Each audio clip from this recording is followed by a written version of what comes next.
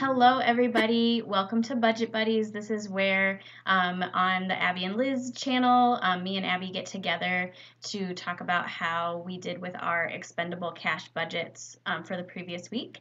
So all through July, we're going to be posting a video every Monday with how we did the previous week and kind of keeping track of how we do throughout the month. This month is really important that we stay on target because neither one of us has that much wiggle room or like no wiggle room to get through the month. We've mentioned before, maybe you've seen it, that our husbands both do freelance work. So we're both kind of in the same boat as far as waiting for checks to come in that like the work is already done and just waiting to get paid and trying to pay bills and all that stuff. So here is Abby, and she is going to tell you about how their week went. How did it go? Hello, everyone. So the week went really good. So if you have watched our introduction video, you'll know that Liz and I are going to be using the same budgeting categories, but not necessarily the same budgeting amounts.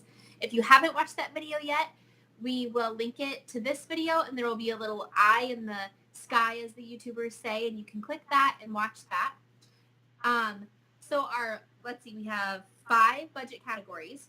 So I'll go over each of these and I'll explain what my budget was and then what the numbers were. So the first one is groceries. Our budget was $70 and we only spent $13.85. And that's because, like Liz said, we want to make sure that we're paying our bills. And so I just shopped my pantry and I was able to really cut that spending this week. Our other budget was $50. We spent nothing, again, because we want to be really careful with our spending. We didn't use any of that. My budget is $35, and I spent $21.70. That was one lunch work trip, and then a trip to Starbucks with a friend, and I paid for her drink. Both was $25, and he only spent $3. And then our gas was $35, and we spent $34.44. So we were really under budget. Budget Buddies probably couldn't have come at a better time to really refocus on our budgets and our spending, and it really helped us a lot. So I'm glad that we were able to report that this week. So another thing that we're doing that's different for July is we're going to be kind of showing on a ongoing basis how we're doing from week to week. We had some technical difficulties, so this is Liz here going to be reading the rest of Abby's stuff. Like we already went through, they did amazing this week with $142 left over, but it's really easy to just roll that into the next week and not really remember that, like, hey, we're actually kind of short on money this month, and so we need this for bills. Like, we're not going to run out and spend $140 just because we think we have it on paper. Like, we need that somewhere else. So not only is she putting that towards bills, but also she was able to pick up a side hustle this week. She cleans a friend's house, I think, once a month for $50. Takes her about 2 hours. So she was able to add on to that and put $192.01 towards bills. So just something to look out for. Make sure that your budget on paper matches up with the actual money that you really do have, instead of, keeping a running total of $142 going into next week and still, paying bills from your bank account and thinking in your head that you have $140, but you really don't anymore. Because I know I do that a ton where I'm like, spending the money twice. Like I spend it in real life and then I spend it in my head like at least 1 or 2 more times. So just something to watch out for there. And then now we'll go through my numbers. So I budgeted $60 for groceries and I spent $62.01, so negative $201. For our other budget, we went over there, so we spent $73. It was time to buy diapers.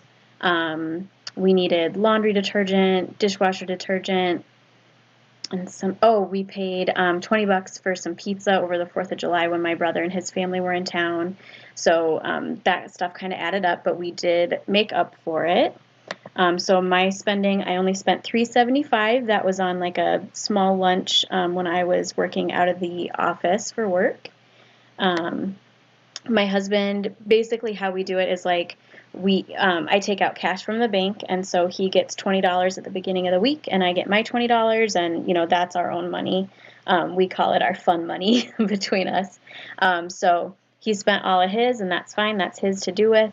I had some left over, um, and like you'll see it on our video next week. Like I was able to get a haircut because like I'm kind of trying to like save my money a little bit. So, all right. And then last we have gas. We came in a little bit under budget there, so we had a little bit remaining.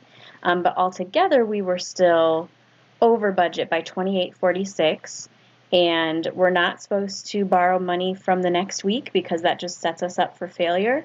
So what I did, I'm calling it a side hustle, but basically I had a trip to Target that I planned out like really, really well. I was really proud of it, where I used the Ibotta app, and we'll have our link below.